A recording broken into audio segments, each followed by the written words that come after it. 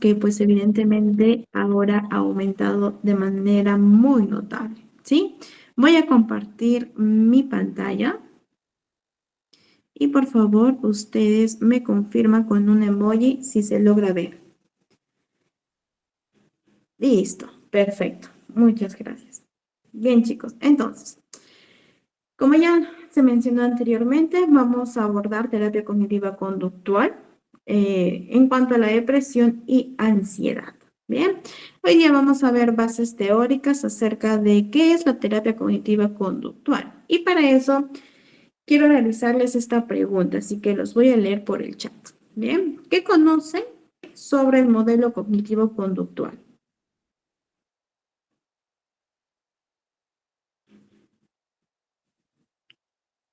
¿Qué creen que es? ¿Qué aborda? ¿Qué, cómo se trabaja? Quizás saben por ahí algunas bases teóricas.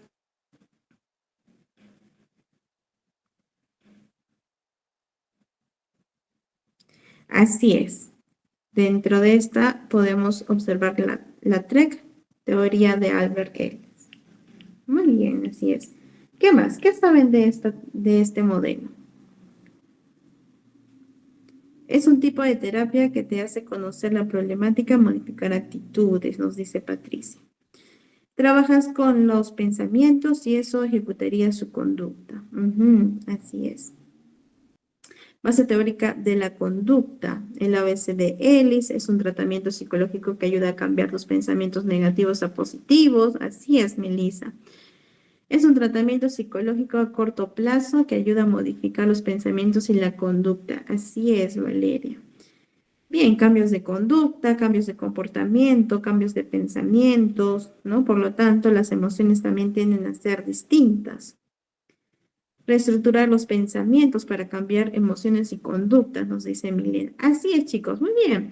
La terapia cognitiva se enfoca en pensamiento, emoción y conducta, ¿cierto? La modificación, como ustedes bien lo han mencionado.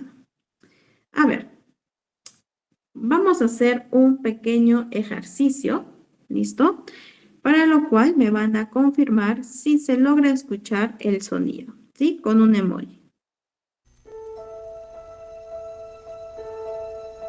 Listo. Entonces vamos a escuchar un ratito este sonido. Va a ser unos minutitos y quiero que se concentre en él.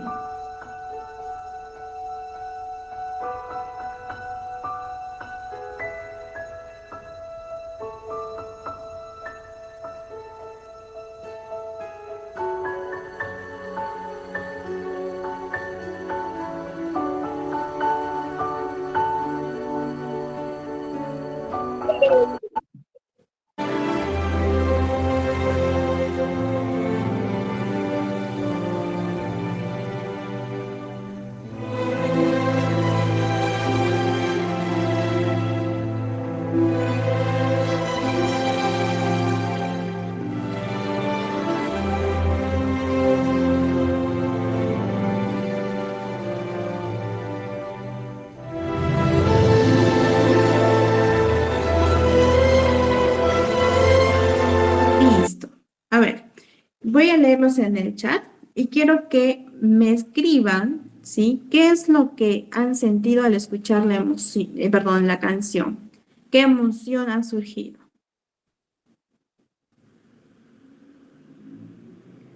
Ujú, ¿qué emociones?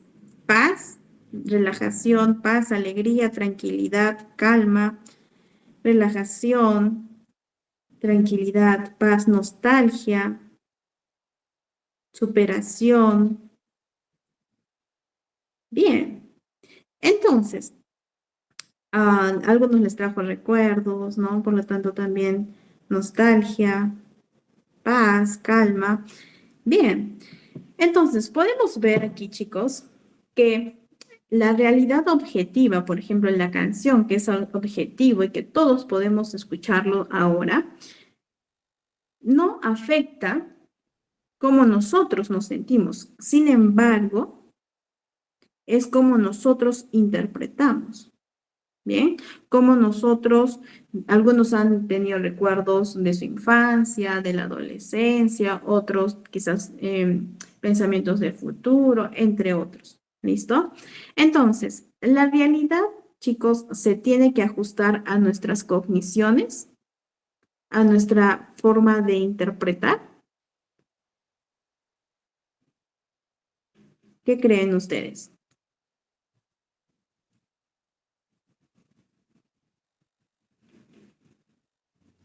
A la inversa, ¿cierto?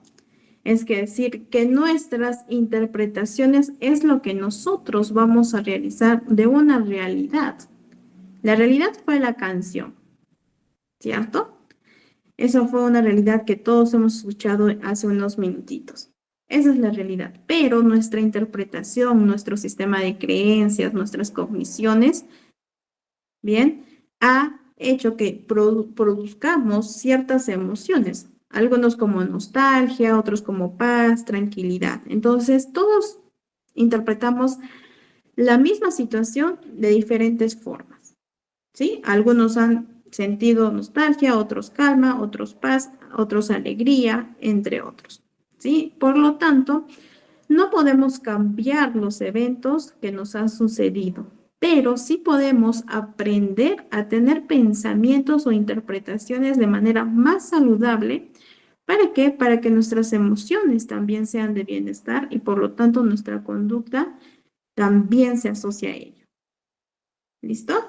Entonces, la terapia cognitiva conductual, chicos, es un ámbito de intervención en la salud que trabaja con respuestas físicas, respuestas emocionales, cognitivas y conductuales que son desadaptativas.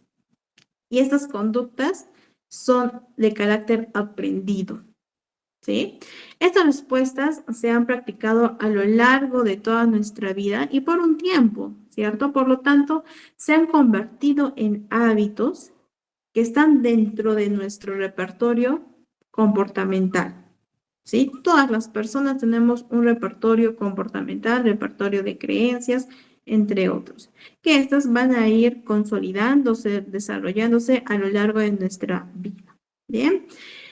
La TCC, que es la terapia cognitiva conductual, es un modelo de tratamiento que se usa para distintos trastornos mentales, que trabaja ayudando al paciente a que éste pueda cambiar sus pensamientos, por lo tanto, sus emociones, conductas y respuestas fisiológicas, las cuales son disfuncionales en un inicio y a través de todo el proceso, pues se busca que estas respuestas sean funcionales, sean adaptativas.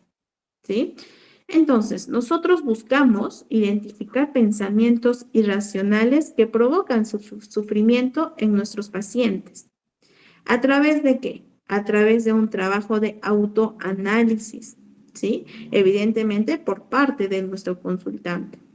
Y nosotros como terapeutas, pues promovemos, supervisamos y somos de guía para que éste pueda identificar estos pensamientos irracionales, ¿sí?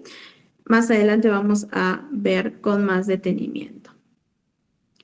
El propósito de la terapia cognitivo-conductual es reducir este malestar emocional por el cual ha acudido a consulta a nuestro paciente, ¿sí? Proporcionando recursos que redunden en la autoeficacia de nuestro consultante. ¿Esto a través de qué? A través de el uso de técnicas, herramientas, programas específicos para los distintos problemas de trastornos o problemas emocionales que podemos abordar. Asimismo, tiene un tiempo limitado, por lo tanto, nosotros tenemos que realizar todo un programa de intervención especificando qué herramientas que vamos a trabajar junto con el paciente. ¿Para qué? Para que haya una eficacia, ¿sí? La terapia consiste en identificar aquellos pensamientos irracionales, ¿sí? Estos pensamientos irracionales provocan sufrimiento en las personas, en nuestros pacientes. Y ello se hace a través de un trabajo de autoanálisis. Bien, eso es importante considerarlo desde un inicio. Bien, algunas características de este modelo cognitivo-conductual. Bien, como ya les mencioné anteriormente, la terapia tiene un tiempo limitado en comparación, sí, a otras psicoterapias, a otros modelos.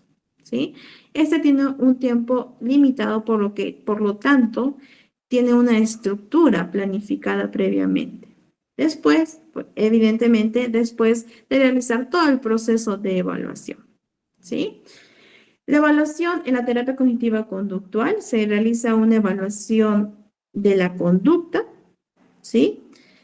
Que esta va dirigida a poder especificar las conductas problemáticas del paciente, ¿sí? Las variables que anteceden y que provocan consecuencias de los pacientes. Eso vamos a aprender también, ¿sí? Y las características personales y estables que posee nuestro paciente. ¿Listo? Entonces, todo este análisis funcional de la conducta lo vamos a aprender en las próximas sesiones, ¿sí? Para que ustedes también lo puedan reaplicar en sus sesiones, en sus consultas. Se realiza un análisis funcional de las variables que mantienen el trastorno, ¿sí?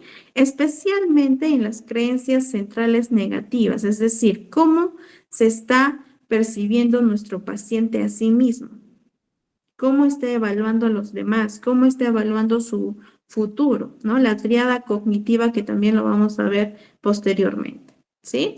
Y también nos enfocamos en estos esquemas disfuncionales, porque recordemos que la TCC aborda pensamiento y que este pensamiento produce una emoción y por lo tanto ambos producen una conducta, ¿sí? Si nosotros cambiamos y reestructuramos nuestro pensamiento, es muy probable que la emoción también sea distinta y por lo tanto la conducta también. ¿Listo? Los esquemas, las creencias, los pensamientos, las ideas, ¿sí? Se median la disfunción emocional y conductual. Por lo tanto, es importante identificar nosotros como psicólogos y nuestro paciente como persona el descubrirse qué creencias, cuál es o cómo es su sistema de creencias, ¿sí? Para poder intervenir. También se emplean estrategias conductuales y técnicas cognitivas para intentar superar el malestar emocional de nuestro consultante. La reestructuración y reparación de las creencias, de los esquemas, de las ideas, puede reestructurar las emociones y las conductas, ¿no? Como les mencionaba anteriormente. Y la psicoterapia, pues evidentemente, chicos, es una colaboración entre terapeuta y paciente, importante, ¿sí? Nosotros con el compromiso de buscar el bienestar de nuestro paciente y el paciente, en este caso, con el compromiso de realizar las tareas, de poder llevar a cabo las herramientas que nosotros vamos a ir proporcionando. ¿Cuáles son los objetivos de la terapia cognitivo-conductual? Disminuir el pensamiento disfuncional, sí, a través de una reestructuración cognitiva, ¿bien? A través de un debate cognitivo.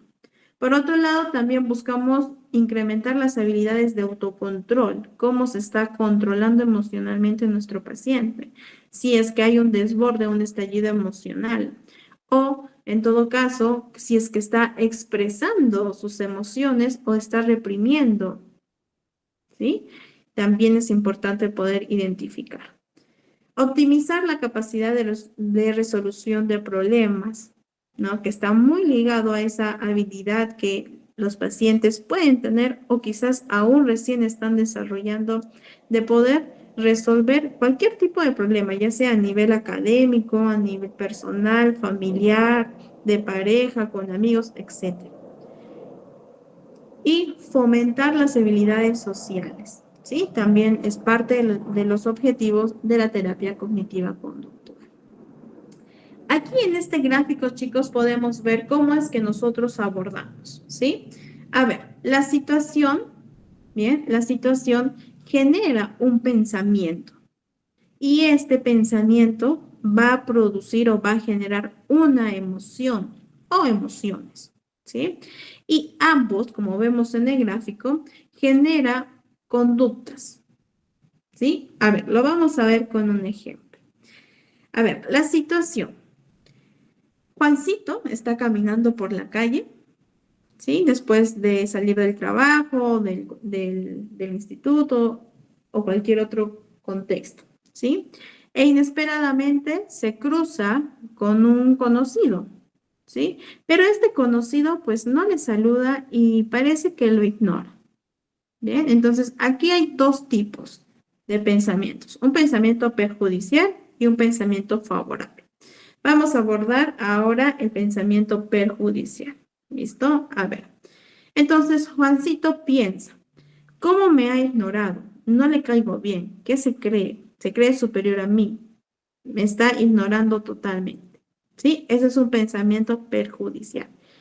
Por lo tanto, este pensamiento va a generar un sentimiento, ¿no? O sentimientos. En este caso, tristeza y rechazo.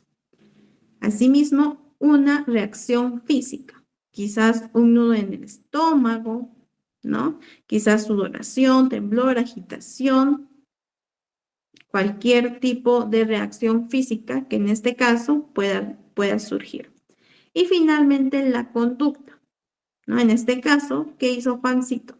Se fue procurando que este conocido no lo vea e ignora a esa persona. ¿Sí? Ese fue un pensamiento perjudicial que llevó a emociones no tan agradables para nuestro paciente, por lo tanto las reacciones físicas tampoco y la conducta fue de evitativa, ¿cierto? Fue evitativa, de evitación, es decir, me escondo y ya no saludo a este conocido. ¿Listo? Ahora, un pensamiento más favorable, ¿no? De la misma situación, del mismo ejemplo. Tenemos, Juancito piensa que este conocido pues parecía un poco atareado, no, quizás no me ha visto, quizás está preocupado, entonces probablemente no me ha visto, no lo tomo personal. ¿Sí? Sentimiento, quizás cierta incertidumbre, ¿no? Porque ¿qué le estará pasando? O de repente nada. ¿Listo? La reacción física, ninguna, se siente normal, tranquilo, neutro. Y en cuanto a conducta, pues Juancito opta por acercarse y saludar a esta persona. ¿Listo? Entonces, de esta forma, chicos, podemos ver cómo Juan puede interpretar la situación. ¿Sí? Es parecido, chicos, por favor, tengan cuidado con sus micrófonos. Ok. Entonces, es parecido al primer ejercicio que hicimos. ¿Sí? La situación fue que yo puse una canción donde todos pudimos escuchar. El pensamiento fueron distintos. Puede ser que Angie pensó en su infancia, puede ser que Margot pensó en otra cosa, puede ser que Norma también. Todos tuvimos diferentes tipos de pensamiento. Por lo tanto, la emoción también fue distinta, ¿no? Por eso les pregunté, ¿qué emociones han sentido? Tristeza, nostalgia, paz, tranquilidad, etcétera. ¿Listo? Y la conducta probablemente puede ser otra, ¿no? Quizás uno por ahí se puso un poco a llorar, otro normal, dependiendo, ¿sí? Entonces, de esta forma podemos ver cómo nosotros vamos a ir interpretando cada situación, ya sea de manera perjudicial o de manera favorable.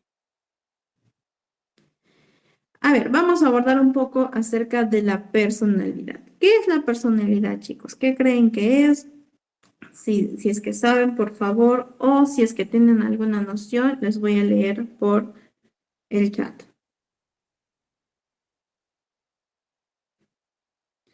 Milagros nos dice el cómo nos vemos a uno mismo.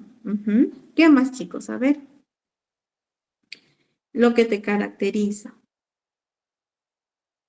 Patricia nos comenta lo que nos enseñaron, más lo que construimos. Es la esencia de cada persona, es el conjunto del temperamento y carácter, además de factores sociales y ambientales. Tu forma de ser, lo que te distingue, los rasgos propios de que demuestra una persona. Así es. Así es, chicos. Conjunto de rasgos y características que nos diferencian como personas. Perfecto, así es, ¿no? A ver. La personalidad es un patrón incorporado que muestra claramente rasgos cognitivos, es decir, pensamientos, afectivos y conductuales, los cuales, chicos, son manifestados y estos persisten por largos periodos de tiempo, ¿sí? Y la personalidad está compuesta por el temperamento y por el carácter, ¿sí? El temperamento hace referencia a la genética, ¿cierto? Esos rasgos que hemos heredado. Y el carácter es aquellos rasgos, aquellas características que vamos a ir desarrollando a lo largo de todas las experiencias que vamos afrontando en nuestra vida, ¿cierto? Entonces, tanto el temperamento como el carácter componen una personalidad. ¿Listo? Excelente. Así es, Roselita, ¿no? Temperamento es genético. Tenemos dos tipos, ¿sí? La personalidad saludable y la personalidad que no es saludable.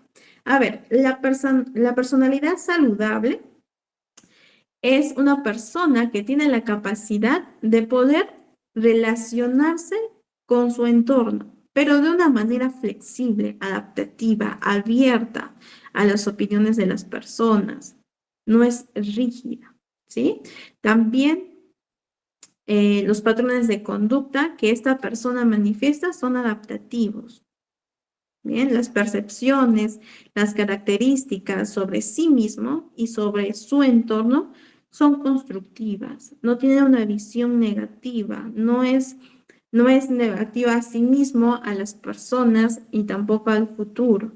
Esto es una personalidad más flexible, adaptativa, constructiva.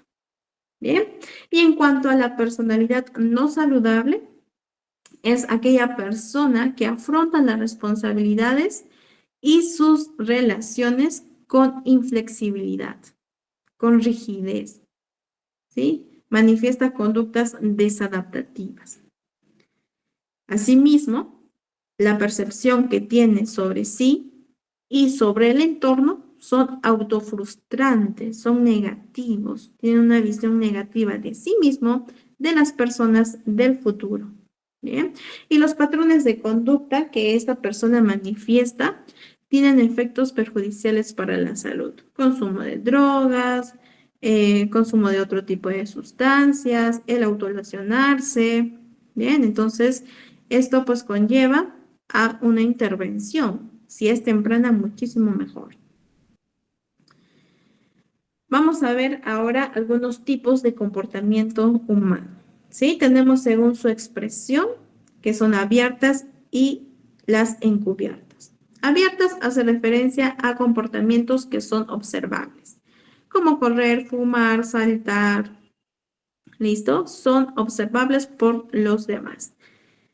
Tipos de encubiertas son comportamientos que no se ven de manera directa. Estas creencias, estos pensamientos, estos sentimientos que no lo podemos observar de manera directa. Sin embargo, estas son manifestadas, ¿cierto?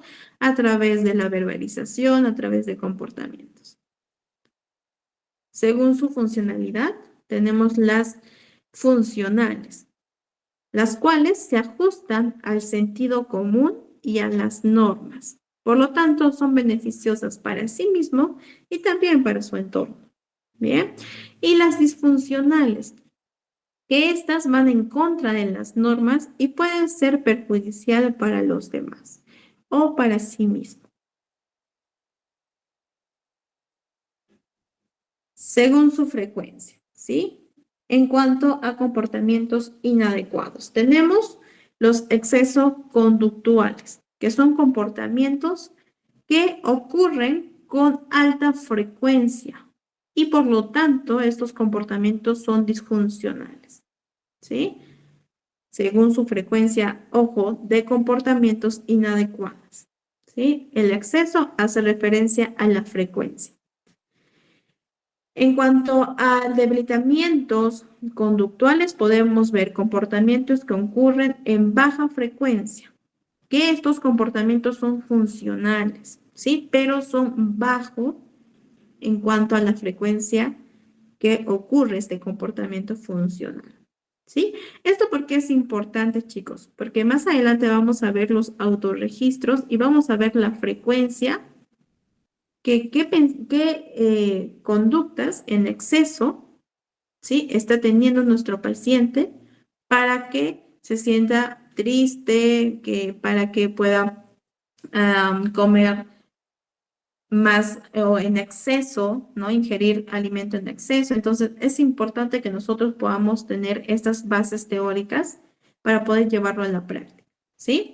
Y por otro lado, según la frecuencia, tenemos el déficit conductual, que hace referencia a los comportamientos que no están en el repertorio de nuestro paciente, pero estos comportamientos tienden a ser funcionales. Entonces, si nosotros vemos que hay comportamientos que no, que no tiene nuestro paciente, pero que son funcionales para él, vamos a hacer que dentro de su repertorio conductual pueda introducir dichos comportamientos que son adaptativos. ¿Listo? Bien, vamos a ver un poco acerca de estos modelos de la terapia cognitivo-conductual del condicionamiento clásico. ¿Sí? El condicionamiento clásico pues fue propuesto por Iván Pavlov. Este condicionamiento clásico es un aprendizaje asociativo, ¿sí? Mediante el cual pues se asocia el estímulo condicionado con otro estímulo incondicionado. ¿Cómo es esto? A ver, vamos a ver el ejemplo. A ver, antes del condicionamiento, ¿sí? La comida es un estímulo incondicionado, ¿sí? En este caso el huesito. Entonces, este huesito, que es el estímulo incondicionado, se le presenta a perrito, ¿sí? Y por lo tanto, este perrito saliva. Es una respuesta incondicionada. ¿Listo? La salivación sería una respuesta incondicionada. Bien, entonces, después se le presenta la campana, que es un estímulo neutro, y por lo tanto, no hay respuesta del perrito, ¿cierto? No hay ningún tipo de respuesta. Entonces, durante el condicionamiento que hacemos, le vamos a presentar la campana y el huesito a la vez a nuestro perrito y por lo tanto va a realizar una respuesta de salivación, ¿sí? Que sería la respuesta incondicionada, ¿sí? Y en este proceso, el perrito ya está asociando ambos estímulos, ¿listo? Y después del condicionamiento, nosotros le presentamos la campana y como el perrito previamente ya asoció, entonces provocamos que el perro pueda realizar una respuesta condicionada, que sería la salivación. ¿Listo? De esta forma, nuestro perrito ha podido adquirir este aprendizaje asociativo entre la campana, el sonido de la campana y la comida. ¿Listo? Entonces, de esta forma, Pavlov realizó los siguientes principios. El principio de adquisición, ¿sí? Hace referencia a que el sujeto, la persona, empareja un estímulo incondicionado con un estímulo neutro. ¿Cómo así? Como esto, ¿no? Como lo hemos visto en el perrito. El perrito en este caso ha emparejado este estímulo incondicionado, que es el sonido de la campana, y el estímulo neutro, que es la comida. ¿Listo? Entonces ha asociado y pues ha realizado este aprendizaje asociativo. Ese es el principio de adquisición. ¿sí? Entonces, cuanto mayor sea el número de emparejamiento, mayor va a ser la probabilidad de que se produzca la respuesta condicionada. En este caso sería la salivación. ¿Listo? Este es el principio de adquisición. El principio de discriminación, que se dan respuestas específicas a estímulos específicos. Por ejemplo, nosotros tenemos que diferenciar entre el perro que me mordió y el resto de perros, ¿cierto? Tenemos que discriminar, este perro en específico me mordió. Eso no quiere decir que todos los perros me van a morder, ¿sí? Entonces, el principio de discriminación hace referencia a la capacidad que nosotros como seres humanos tenemos para distinguir entre el estímulo original y el estímulo con características emocionales, ¿no? En este caso, un estímulo original, el perrito que me mordió, y el estímulo con características emocionales, porque yo pienso que todos los perros me van a morder, por lo tanto me voy a sentir asustada, ansiosa, ¿sí? Entonces, es importante ver qué principio de discriminación también está teniendo nuestros consultantes. Y el principio de extinción, ¿bien? Es decir, si el estímulo condicionado no va acompañado de vez en cuando del estímulo incondicionado, entonces la respuesta desaparece.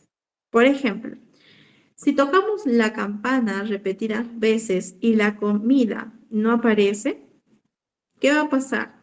Va a suceder que el perro va a desaprender la conducta que ya había aprendido.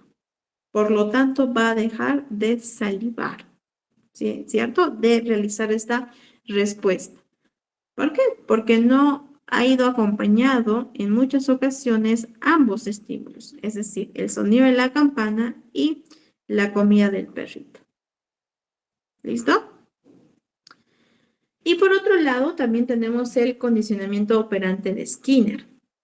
Skinner sostiene que gran parte de la conducta del ser humano no es voluntaria y tampoco es provocada por estímulos de reacciones reflejas, sino que muchas de nuestras conductas son emitidas de manera espontánea y controladas por las consecuencias. ¿Sí? ¿Cómo así? Por ejemplo, ¿no? En la caja de esquina. En este caso, la ratita, ¿no? Pulsaba, ¿sí? Este botoncito, esta palanca, pulsaba y hacía que el distribuidor de alimento funcione. Por lo tanto, le daba alimento a nuestra ratita, ¿cierto? Entonces, esa consecuencia que vio ella, ¿no? Hizo que nuevamente nuestra rata pues pulse, ¿cierto? Nuevamente apretó en la palanca y el distribuidor le dio alimento por esa consecuencia que nuestra ratita pues observó, ¿sí? De esta forma se da el condicionamiento operante. ¿Y cuáles son los principios del condicionamiento operante? Tenemos el principio del reforzamiento. ¿Qué es el reforzamiento? Es el incremento de la frecuencia de una respuesta cuando le siguen ciertas consecuencias. ¿Sí? A ver, ¿cómo así? Vamos a ver dos tipos: el reforzamiento positivo y el reforzamiento negativo. Bien, el reforzamiento positivo son eventos que nosotros presentamos al sujeto después de una respuesta desempeñada, ¿sí? Y que esto incrementa la frecuencia de esta conducta, ¿sí? Entonces, el reforzamiento positivo es cuando nosotros le presentamos, le damos al paciente una consecuencia, ¿sí? Para incrementar la frecuencia de esta conducta. Bien, y por otro lado, el reforzamiento negativo es el incremento en la frecuencia de una conducta por medio de la eliminación de un evento aversivo, ¿sí? que este es inmediatamente después que se realice una conducta. A ver, vamos a abordarlo con ejemplos para poder entenderlo mejor, ¿ya? A ver, un ejemplo de reforzamiento negativo. A ver, nuestra paciente, un adolescente, sí, un adolescente, pues tiene temor a subir al transporte público, ¿sí? Entonces, le provoca ansiedad, le provoca emociones desagradables, reacciones fisiológicas también. ¿Listo? Entonces, nuestra paciente está en el paradero esperando ya el bus y ya está sintiendo ciertos pensamientos como me voy a chocar o me van a ver mal, entre otros. ¿Listo? Por lo tanto, ya está sintiendo también reacciones físicas. Por ejemplo, sudor, tensión, temblor, el corazón está palpitando más rápido, entre otros. Bien. Y pues emociones como ansiedad, ¿no? Angustia, preocupación, entre otros. Ok, entonces, en el transcurso que está yendo dentro del bus, está sintiendo todo ello, ¿sí? Todo este conjunto de emociones, pensamientos y reacciones fisiológicas. Entonces, ese adolescente baja del bus, llega a casa y ¿qué hace? Se retira el estímulo adversivo. Por lo tanto, las respuestas se extinguieron. ¿Sí? Es decir, nuestra paciente ya no siente temor, ya no siente tensión, ya no siente ansiedad. ¿Por qué? Porque se ha retirado este estímulo adversivo que es el bus. ¿Listo? Entonces, de esta forma podemos observar que el bus, el transporte público, es un estímulo que genera ansiedad a nuestro paciente y tiende a ser un reforzamiento negativo que está incrementando la conducta, ¿no? Puede ser una conducta evitativa o está incrementando eh, las reacciones fisiológicas, está incrementando los pensamientos, por lo tanto también las emociones desagradables. ¿Listo? Bien. Y por otro lado, el reforzamiento positivo, ¿no? Un ejemplo de este puede ser que un niño, ¿no? O un paciente realice una actividad esperada, entonces se le refuerza de manera social, con fichas, con dinero, con salidas, ¿no? Como que muy bien, excelente, lo estás haciendo bien, ¿no? Me gusta lo que estás haciendo, ¿no? Ok, has hecho todas las actividades, entonces vamos a ir al cine. Bien, le presento un estímulo agradable a nuestro paciente. ¿Para qué? Para que la conducta incremente. Bien, aquí tenemos algunos reforzadores positivos en los cuales observamos los reforzadores sociales como los elogios, la aprobación, las expresiones verbales y no verbales como buen trabajo, abrazar, besar, acariciar, entre otros. ¿Qué hace? Que incremente la frecuencia de la conducta, ¿cierto? Los reforzadores materiales como recompensas reales, como juguetes, dinero, fichas, entre otros. Los reforzadores primarios que hacen más referencia a las comidas, a las bebidas, ¿no? Que satisfacen necesidades básicas. Los reforzadores de actividad, en el cual nuestro paciente puede realizar actividades agradables, ¿no? Preferidas por él, ya sea de manera social como salir con amigos o de manera individual como nadar, leer, ir al cine solo, jugar, entre otros. ¿Sí? Son reforzadores positivos que podemos utilizar. Y aquí tenemos otros ejemplos de reforzadores negativos, ¿sí? Por ejemplo, ¿no? Descolgar el teléfono para escapar del sonido incómodo. ¿Sí? ¿Por qué es un reforzador negativo? ¿Por qué? Porque vamos a retirar el sonido, que sería este estímulo que no queremos. ¿Sí? Retiramos el sonido para poder sentirnos mejor. Bien. Otro ejemplo, ¿no? Vomitar tras un atracón para reducir la ansiedad y la culpabilidad. ¿sí? El paciente con anorexia que ingiere un número suficiente de calorías durante un tiempo determinado. ¿Para qué? Para ganar peso y de esta forma salir del hospital, ¿cierto? Que le den de alta. También funciona como un reforzador negativo.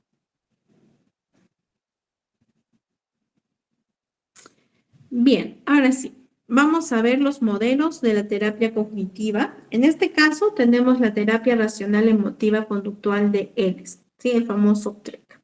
Muy usado también y muy efectivo en las sesiones. ¿Listo?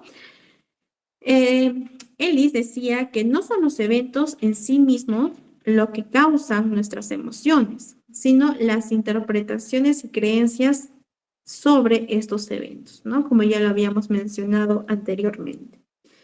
Las cogniciones, las emociones y las conductas no se pueden experimentar de forma aislada. No, sino de una forma integral, ¿sí? Como ya lo vimos en los primeros ejemplos. Y se debe buscar ayuda para que nuestro paciente pueda pensar de manera más racional, flexible, adaptativo, ¿sí? Y de esta forma pueda sentir emociones más agradables, apropiadas y actuar de manera funcional. Bien, eso es lo que propone Ellis. A ver, Ellis también estaba convencido de que las creencias, las actitudes, las valoraciones influyen en las emociones y los comportamientos de las personas. Bien, entonces, todos los seres humanos tenemos creencias, tenemos un sistema de creencias, tenemos pensamientos, tenemos ideas, entre otros. Estos pensamientos, chicos, algunos pueden generar un malestar emocional, que son las creencias irracionales, ¿sí? Entonces, el objetivo de la terapia racional emotiva conductual es modificar aquellos núcleos cognitivos que son disfuncionales. ¿Listo? A través de una reestructuración. Primero tenemos que identificar qué creencias irracionales está teniendo nuestro paciente y después modificar estas creencias irracionales que ya han sido previamente identificadas. ¿Listo? Aquí tenemos algunas creencias irracionales. Ustedes ya tienen este material, ¿sí? A ver, si no me equivoco, son estas, ¿sí? Aquí podemos ver las 11 creencias irracionales de Albert Ellis, ¿no? Esto nos sirve también para psicoeducar a nuestros pacientes. Entonces, ustedes pueden imprimir este material, lo pueden reutilizar, ¿no? ¿Para qué? Para que puedan psicoeducar a nuestro paciente, a sus pacientes y de esta forma también trabajar de manera conjunta. Bien, podemos ver por qué es irracional y qué alternativas racionales podemos desarrollar, ¿sí? Una vez identificada esta creencia irracional. Ustedes ya tienen este material. Bien, aquí podemos ver algunas emociones negativas insanas. Por ejemplo, la depresión. Bien, ¿qué creencia irracional asociada podría tener nuestro paciente? No debería haberse ido mi hijo de la casa, ¿no? Es terrible que se haya ido. Emociones negativas sanas, ¿no? Que es en este caso la tristeza y la creencia racional asociada. Siento mucho que mi hijo se haya ido de casa, pero no hay razón por la cual no deba haberse ido, ¿sí? Entonces, para que nosotros lleguemos a una creencia racional asociada, tenemos que identificar cuál es la creencia irracional, ¿sí? Y realizar toda una reestructuración para llegar a una creencia racional asociada, en este caso a la depresión. Bien, aquí podemos ver las demandas, ¿no? Las demandas del yo debo, los otros deben y el mundo debe, que es parte de Ellis, ¿no? En el cual tenemos las 3 creencias irracionales básicas. respecto a uno mismo. Debo de hacer las cosas bien y merecer la aprobación de los demás por mis actuaciones. Realmente siempre debo de hacer las cosas bien y las otras personas solo me van a aprobar, solo me van a aceptar si yo hago las cosas bien. Es una idea irracional, ¿cierto? También tenemos una idea racional de los demás. Los demás deben actuar de forma agradable y considerada, siempre conmigo, siempre. No todos, sabemos que todos somos diferentes y no todos van a tratar de esa forma, ¿cierto? Otra creencia irracional con el mundo. La vida me tiene que dar las oportunidades para yo poder cumplir mis objetivos.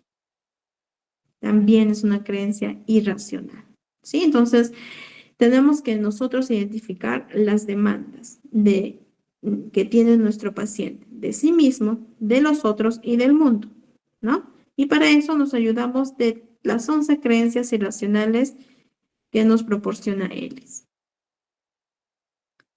A ver, vamos a hacer un pequeño ejercicio, ¿sí?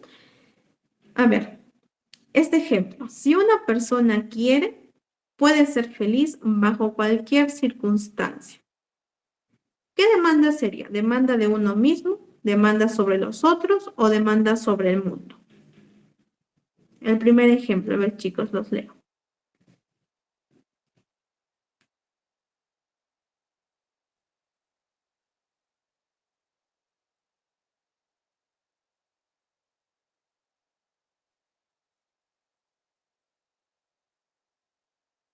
Si una persona quiere, ¿sí? Si una persona quiere, puede ser feliz bajo cualquier circunstancia. Así es, sobre los otros, ¿cierto? Sobre los otros. A ver, otra demanda. Necesito ser amado por todos. De uno mismo. Así es, demanda de uno mismo. Excelente. Necesito el apoyo de todos en todo momento. De uno mismo. Así es, también, ¿no? De uno mismo.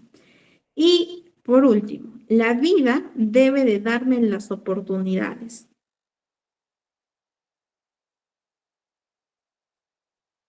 Del mundo. Excelente. Bien, entonces de esta forma nosotros vamos identificando los pensamientos o las demandas de nuestros pacientes. A ver, esta creencia, chicos, es una necesidad extrema para el ser humano adulto, el ser amado y aprobado prácticamente por cada persona significativa de la sociedad. ¿Por qué creen, chicos, que esta creencia es irracional?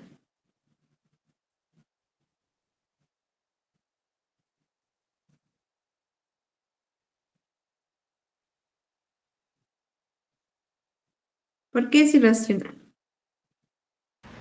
Pienso que porque no necesariamente vamos a ser amados siempre. Ujú, así Y, es. ajá, Ujú. Considero que no la gente no está obligada a querernos nada más por ser nosotros, ¿no? Ujú, así es, ¿no? Como personas, pues vamos a buscar la aprobación de la sociedad, ya que incluso eso vemos durante el día a día. Nunca vamos a recibir la aprobación de los demás. Para cierto porcentaje sí, como para cierto no. No todos van a ir en contra tu propio ritmo de estilo. Ahí, Así es.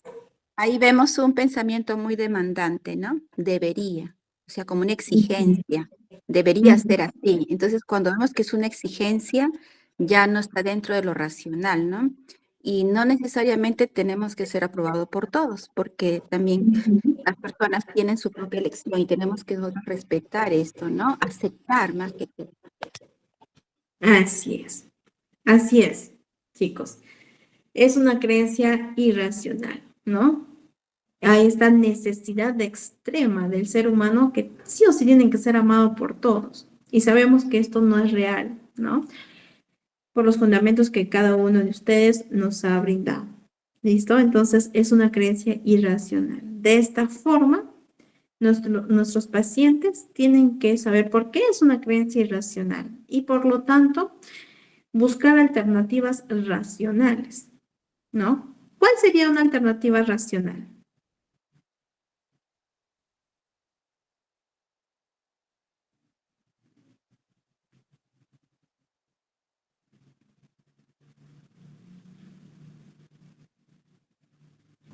Considero que tener la mentalidad muy fuerte, maestra, para aceptar que no todo mundo nos tiene que querer, ¿no? Que no todo el mundo nos tiene que querer, ¿cierto?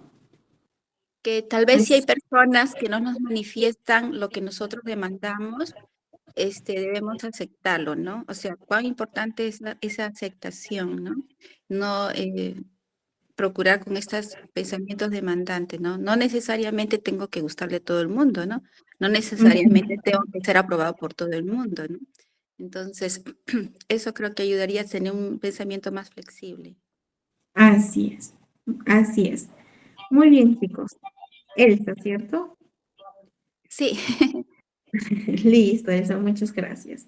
Y sí, gracias. ¿no? En realidad es parte de nuestro día a día, aunque en muchas ocasiones muchos de mis pacientes tienen esta creencia irracional.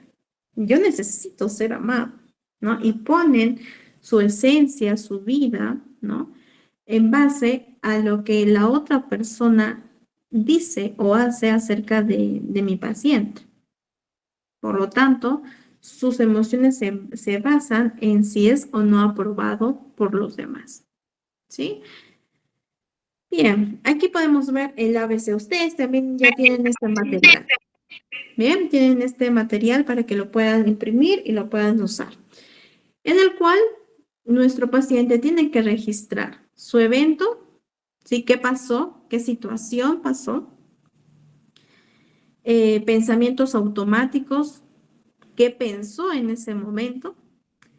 ¿Qué emociones surgieron? Y que lo pueda medir de la escala del 0 al 10, siendo 10 máximo, ¿sí? Y las conductas, es decir, ¿qué hizo nuestro paciente? Por ejemplo, evento, mi pareja terminó la relación. ¿Qué pensamientos automáticos tuve?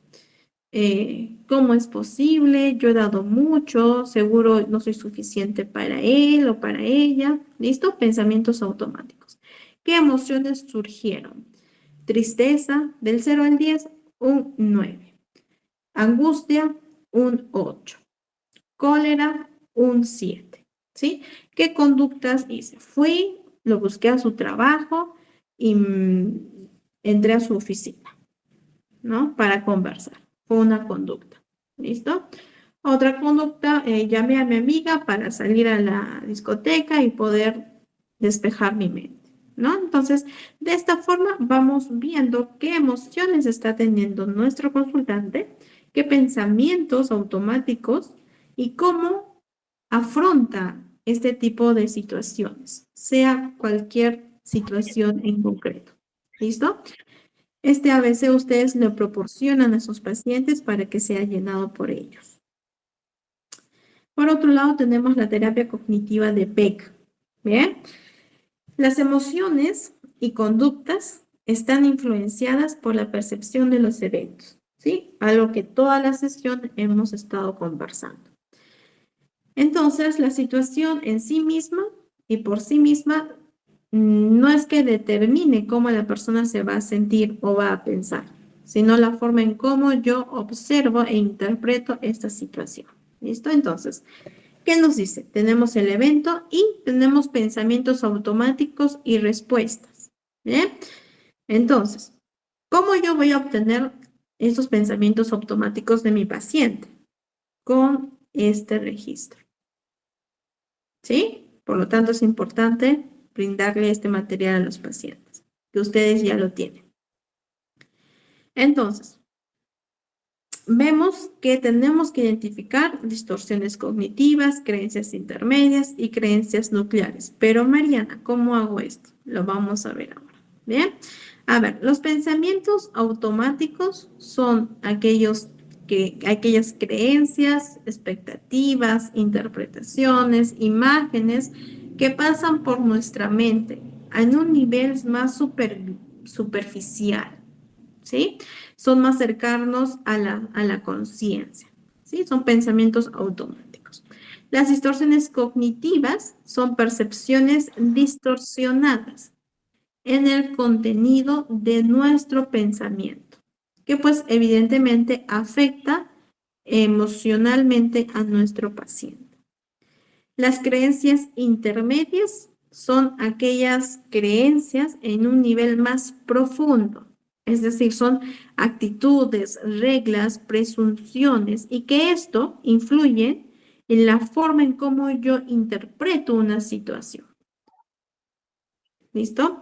Y las creencias nucleares son creencias más profundas, son rígidas y generalmente son en exceso. Y aquí podemos ver la triada cognitiva sobre sí mismo, sobre los otros y sobre el mundo. Bien. Entonces, ¿cómo ustedes van a identificar los pensamientos automáticos de sus pacientes? Con las siguientes preguntas, ¿no? Por ejemplo, ¿qué pensabas en ese momento? ¿Sí?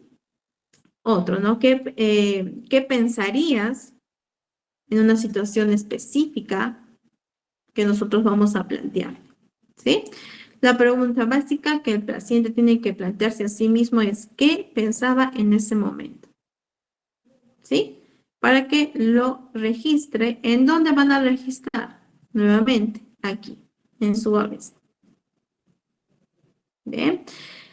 Ahora, ya hemos identificado los pensamientos automáticos. Ahora vamos a pasar a identificar las creencias intermedias.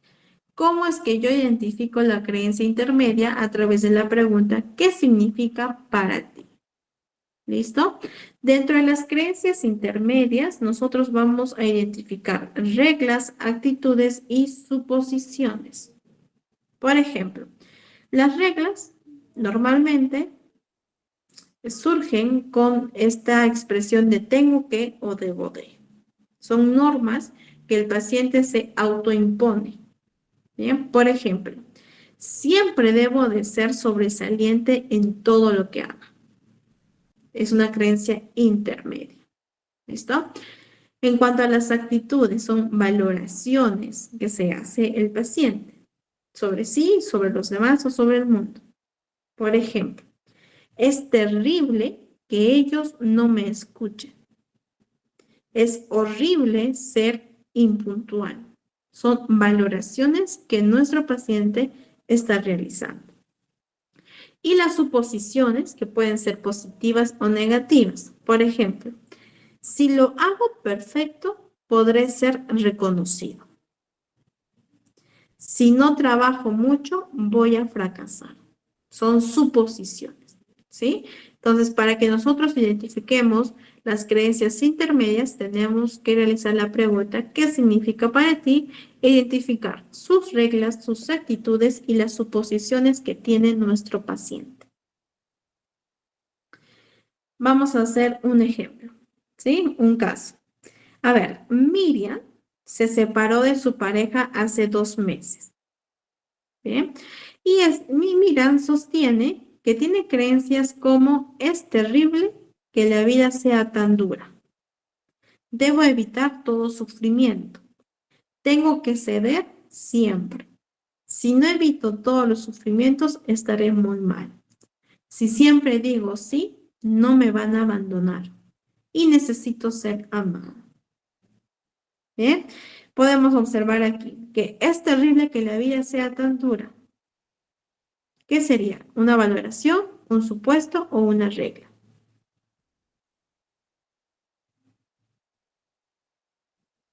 Valoración. Es un supuesto, Una ¿no? valoración. Valoración. Regla. Valoración, ¿cierto? ¿Por qué? Porque es terrible. Yo he valorado que es terrible, es horrible que la vida sea tan dura. ¿Bien? A ver, esta frase. Debo evitar todo sufrimiento.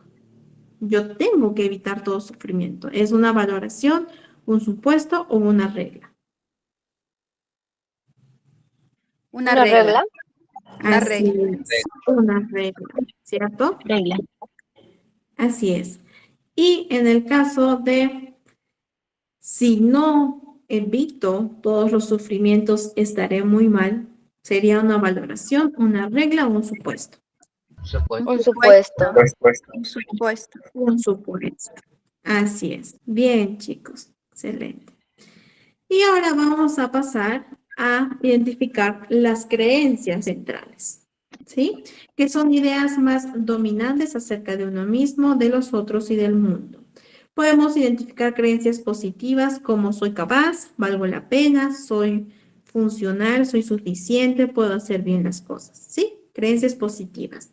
Creencias negativas como soy inútil, soy débil, no soy atractivo, no soy deseable, no soy suficiente, no valgo para nada. ¿Sí? Las creencias centrales podemos ver que se dividen en creencias positivas y negativas sobre sí mismo, sobre los otros y sobre el mundo. ¿Bien? Y vamos a ver un ejemplo que va a integrar todo lo que hemos visto. A ver, pensamiento automático. ¿Sí? Nuestro paciente nos dice lo siguiente. No soporto que mis amigas me critiquen. Bien, nosotros le preguntamos, ¿qué es lo que te molesta tanto cuando tus amigas te critican? Que son chismosas, ¿no? Que son injustas, porque me critican por cosas que realmente no son, y que cuando alguien te critica es porque te está rechazando, ¿sí? Identificamos creencia intermedia. Y le decimos, ¿qué sientes o piensas cuando te rechazan? Bueno, yo siento y pienso que no soy suficiente. Yo pienso que no soy suficiente. Llegamos a su creencia central. ¿Listo? A través de este proceso. Aquí podemos ver algunos errores de pensamiento según Beck, ¿no? El error todo o nada. Por ejemplo, si no soy un triunfador, entonces soy un fracasado. Sería una creencia, ¿cierto? Un supuesto. Tenemos el error catastrófico, que es adivinar el futuro, ¿no? Por ejemplo, es molesto que no podré hacer nada, ¿sí? Se puede adivinar el futuro de nuestro paciente, ¿no? Con este error de pensamiento. Por otro lado, tenemos el descalificar o dejar de lado lo positivo. Hice bien este proyecto, pero eso no significa que sea competente. Solo tuve suerte. ¿Sí? Es un error de pensamiento muy común. El razonamiento emocional. Siento que la vida es triste, entonces la vida no vale la pena, ¿no? Común también en depresión. El etiquetar, ¿no? O el catalogar. Soy un perdedor, él es un inútil, él no vale la pena, soy insuficiente, ¿sí? Etiquetamos a los demás, a uno mismo. Magnificar y o minimizar. Por ejemplo, el hecho de que observe una calificación mediocre demuestra que soy un inútil. ¿Sí? Es decir, magnifico una situación que es negativa y minimizo lo positivo. ¿Sí? Se centra más en lo negativo y minimiza lo positivo. Por otro lado, tenemos el filtro mental, que es la abstracción selectiva, ¿no? Por ejemplo, obtuve una puntuación baja en una pregunta de la evaluación. Soy incapaz. Sin embargo, no observa la puntuación positiva porque solo filtra lo negativo. ¿Sí? También el error de pensamiento de leer la mente. Este chico, esta chica ha pasado por mi lado y no me ha saludado. Seguro que ha querido ignorarme. es suponer, no tener pruebas de lo que otros están pensando. La sobregeneralización, ¿no? Si me despiden del trabajo, nunca voy a encontrar otro empleo. Sobregeneralizo, ¿no? Y a veces o normalmente usan las palabras siempre o nunca, ¿sí? Otro error, tenemos la personalización, ¿no? Por ejemplo, esta persona fue apático conmigo porque yo hice algo incorrecto. Lo tomo muy personal. La actitud negativa de otras personas siento que va dirigida únicamente a mí, ¿sí? Por otro lado, las afirmaciones del debo y tengo. No deberías preguntar nunca a la gente cuestiones personales, ¿sí? Todos deberían amarme, todos deberían escucharme. Tengo que hacer todas las cosas perfecto, ¿sí? Y la culpabilidad, ¿no? Por ejemplo, si fuera sexualmente más liberal, podríamos ser un matrimonio mucho más feliz. Me siento culpable porque no soy sexualmente más liberal. Por lo tanto, pienso de que mi matrimonio es infeliz, ¿no? O la culpabilidad también hacia otros. Si la otra persona fuera más liberal sexualmente, mi matrimonio sería más feliz. ¿Listo? Y podemos ver como introducción ya a la siguiente sesión, ¿sí? La triada cognitiva, ¿no? De la depresión, que consiste en 3 patrones de pensamiento que inducen a nuestro paciente a considerarse a sí mismo, a considerar su futuro y sus experiencias de un modo negativo. Y este tipo de triada cognitiva pues va a influenciar en la emoción, por lo tanto produce tristeza, desánimo, angustia, preocupación, entre otros. Así también va a influenciar en la conducta, ¿no? Como el aislamiento social, el abandono del cuidado de sí mismo y también al aspecto fisiológico, tales como trastornos del sueño, pérdida, aumento del peso, fatiga, entre otros. Podemos ver alguna visión negativa acerca de sí mismo que pueden presentar nuestros pacientes, ¿no? Por ejemplo, se mira o se autoevalúa como una persona desgraciada, torpe, enferma, con poco valor, ¿no? Y pueden decir, nadie me quiere, soy feo, soy mala persona. Atribuye también a las experiencias desagradables a un defecto que es de él mismo, ¿no? Por ejemplo, es un castigo de Dios por ser tan mala persona. Tengo tan mala suerte que esto me está pasando. Soy tonto y por lo tanto lo merezco, ¿no? Entonces, una persona que tiende a tener episodios depresivos cree que a causa de sus defectos es inútil y carece de valor, ¿no? En algunos casos.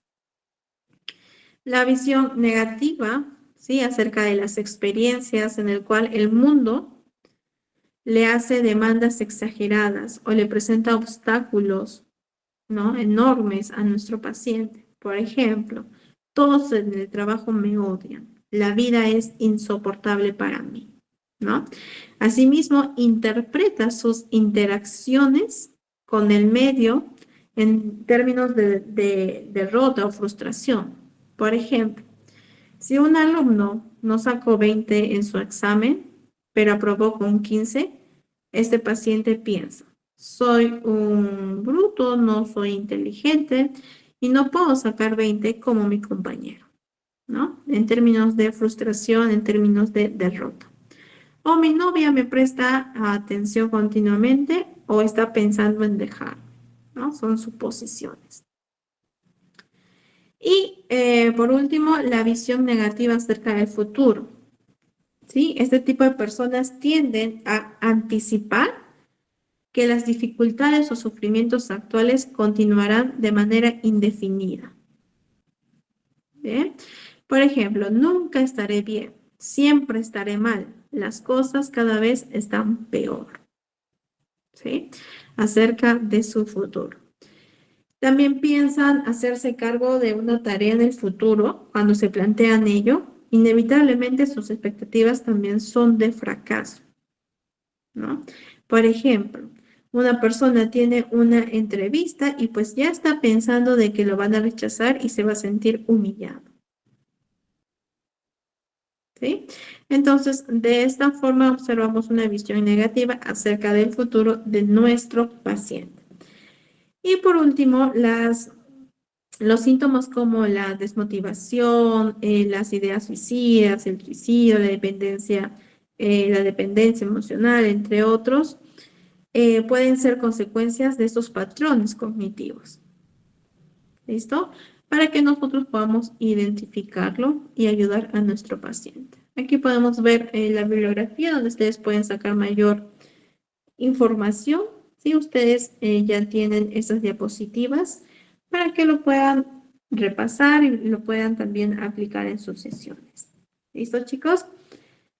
A ver, ¿hay alguna duda, alguna pregunta?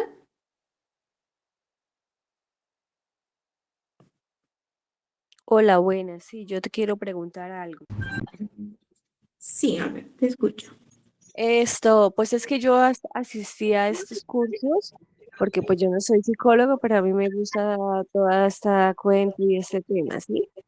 Ahorita he tenido pues un inconveniente porque tengo una que ella ya ha perdido el colegio años consecutivos. Oye, disculpa, Carol, no te logro escuchar.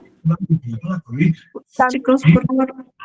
Estoy tomando el curso pues para escuchar cómo podemos ayudarla a que ella sea una niña un poco más positiva ante la vida. ¿Sí? Pero entonces en esa parte donde se hablaba de que pongamos que si un alumno no pues digamos, pasa una evaluación 20 sobre 20, sino 15 sobre 20, entonces él dice que él ya es un bruto, ¿sí? O algo así, sino tratar de manera positiva las cosas. Pero entonces, en ese caso, pues quería preguntar, porque digamos, mi hermana es una niña que ya en muchas cosas, ella siempre dice que es que ya no puede, que no es capaz, que es que nosotros la juzgamos y la criticamos mucho porque no le festejamos que ya lleve 2 años consecutivos en los que ha perdido cursos del bachillerato.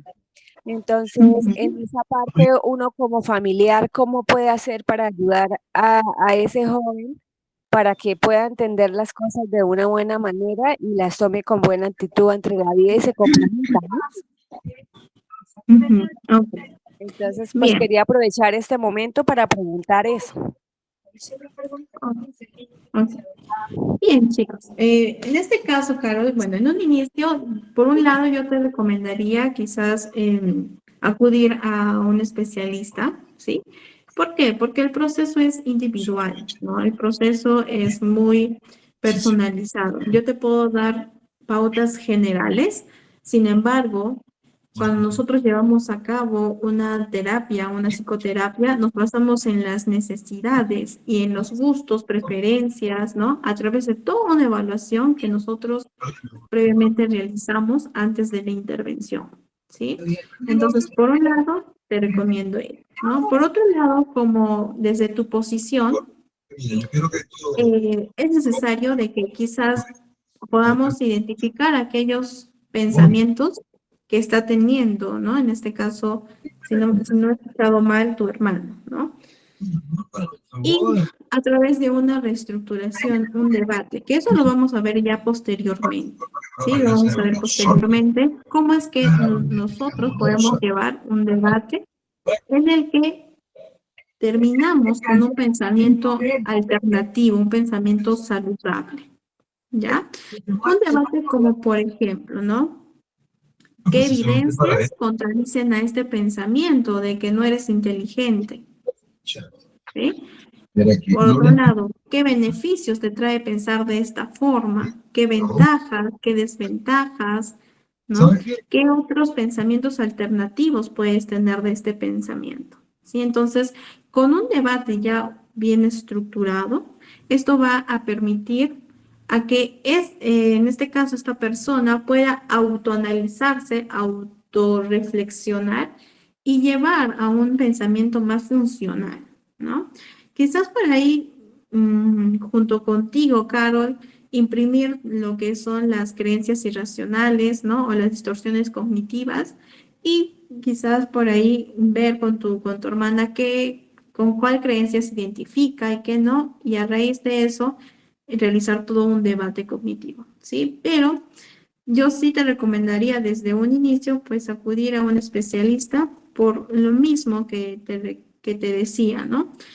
La terapia, la psicoterapia es individual, es personalizada, ¿no? Yo te puedo dar términos generales, pero al final el proceso es de uno mismo, ¿no? Junto con el apoyo, evidentemente, de la familia. Pero se hace una evaluación previa. Ah, bueno, muchísimas gracias y pues qué pena ahí por la intervención, pero me pareció apropiado. Muy amable. Listo, Carol, gracias a ti. Bueno, chicos, entonces con eso hemos culminado la sesión del día de hoy. Si es que tienen alguna otra duda o pregunta. Doctorita, Sí, primeramente agradecerle por la disertación, muy interesante. Que es una consultita. En esto de la terapia cognitivo-conductual, ya en el tratamiento en sí, ¿dónde quedaría la parte, digamos, de religiosa, ¿no? Puesto que a veces hay pacientitos que se aferran a la religión. ¿Eso cómo se podría manejar? Muchas gracias. listo. Así es, ¿no? Hay pacientes que tienen una religión, ¿no? Entonces, tenemos que ver, uno, identificar qué creencias tiene, ¿cierto? Acerca de su religión, cómo es que la practica y cómo podemos usar este tipo de creencias para el bienestar del paciente, ¿no? Porque en muchos casos el hecho de creer en un Dios, ¿no? Fortalece a nuestros consultantes. ¿Listo? Tienden a fortalecer emocionalmente a nuestros consultantes. Entonces, eso va a ayudarnos a nosotros a poder que esta persona, este paciente en particular, pueda aferrarse a una creencia que le genera una emoción agradable y por lo tanto las conductas también van a ser distintas. Sí, entonces en este caso tenemos que identificar qué creencias tiene acerca de la religión, cómo es que la practica y cómo es que se siente frente a estas creencias, ¿sí? ¿Para qué? Para que nosotros podamos abordarlo de una manera más integral. Así es, Patricia, ¿no? En muchas ocasiones hay personas que tienen mandatos muy rígidos, ¿no? Muy rígidos, que no hay un grado de flexibilidad, entonces también tenemos que ver ello, ¿no? Y hasta dónde nuestro paciente nos permite entrar en su sistema de creencias. Listo, chicos, entonces vamos a dar por culminado el día de hoy, ¿sí? Espero que se lleven un buen aprendizaje en todo lo que hemos visto el día de hoy. Los materiales ya lo tienen en el grupo de WhatsApp. Y de este modo le doy pase a Randy. No sé si estás por ahí, Randy.